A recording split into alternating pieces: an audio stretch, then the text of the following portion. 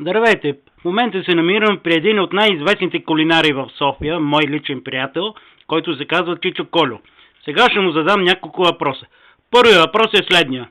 Чичо Колю, кога ще представиш нови кулинарни рецепти за твоите почитатели? Скоро.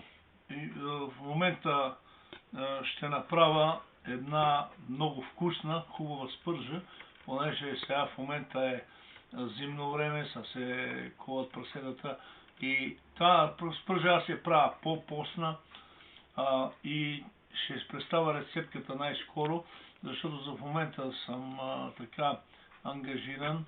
Най-хубавата спържа, която може да не е много тлъста. Не се слага много мазнина, то си какво си пусне. И се прави по специален начин. Лука накрая се слага. Това ще ви го обясня в рецептата ми. Много се радвам, че ме гледате. Ще ви представя, аз поне съм самоук, не съм така, съм се учил. Сам съм си правил експериментални неща, на които правя. Не съм като Ути, нито като Иван Звезда.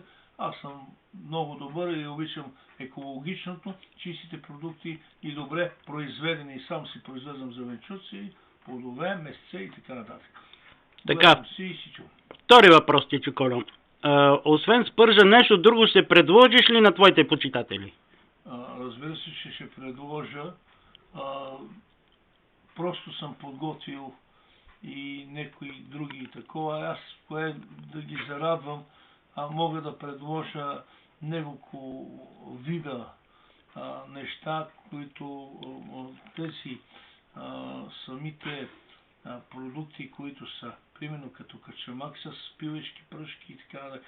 Това се прави, но важното е, че аз ще направя нещо, което да можете екологично, да употребявате продукти безплатно, което какво ви остане в хладилника, допълнително слагате дори и пици. И мога да ви кажа и друго. Примерно, може да си заместите тесто, което мога да го ползвате сумата и време, като го държите в хладилника.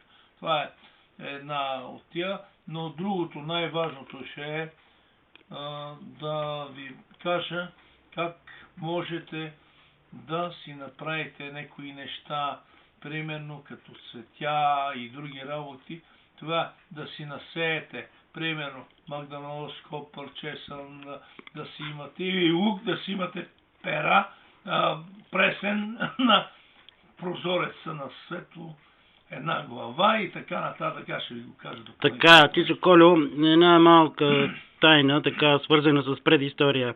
Откъде взимате тези рецепти? Кой ви научи да готвите толкова хубаво? Аз съм просто съм гледал майка ми какво ще и от малък, по-малко от една запръшка на един боб стана.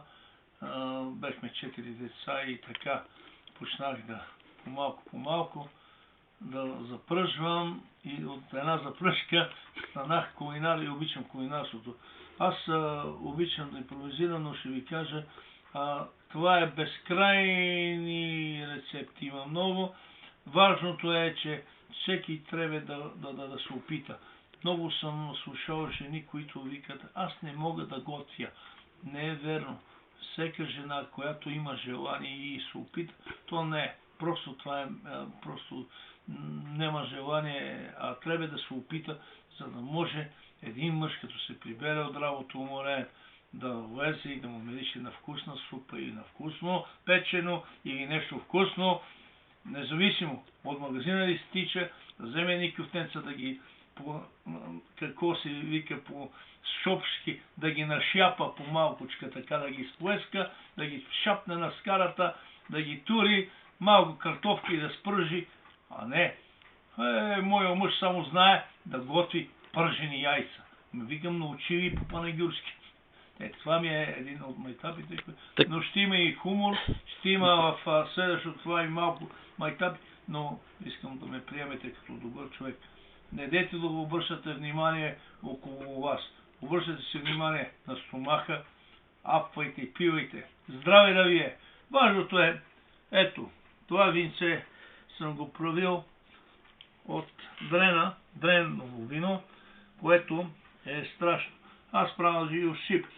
Виното, което го правя шипки, Сега се берат зимата, защото са умекнали. Храстите има много. Много е лесно. Една 10-литрова туба.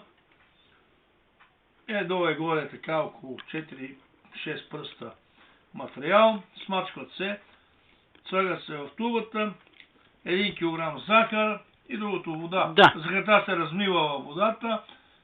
Слага се капачът, се пробива едно маркоче в едно бурканче, почва да ферментира и готово. Виното Предполагаме, да, че повечето хора знаят как се прави вино. Един последен въпрос, Чичо Колю, извинявам се, че ви прекъсвам. Не само от грозд. Къде могат вашите почитатели да ви открият? В кой сайт в интернет? В интернет може да ме откриете само на Чичо Колю, на български се написва, .com. Така, ами благодаря за интервюто, Чичо Колю, и надяваме се в скоро време да бъдете така учтив и добър. Гледайте ме, ще имам допълнителни изненади за вас. Благодаря ви, почитатели, да сте живи и здрави. Бог да ви благослови, приятел изкаране на празниците, ама преди празниците ще има и сладкиши. Много хубава баклава права, ще ви я кажа, и това ще е много бърза. Едно левче окалфам взимате кори, орехите, олио, сагате и намагате. И после допълнително ще ви кажа и овкусителя, който се слага на баклавата. Благодаря, Чичо Колю. Приятен ден. Благодаря за интервюто. Благодаря.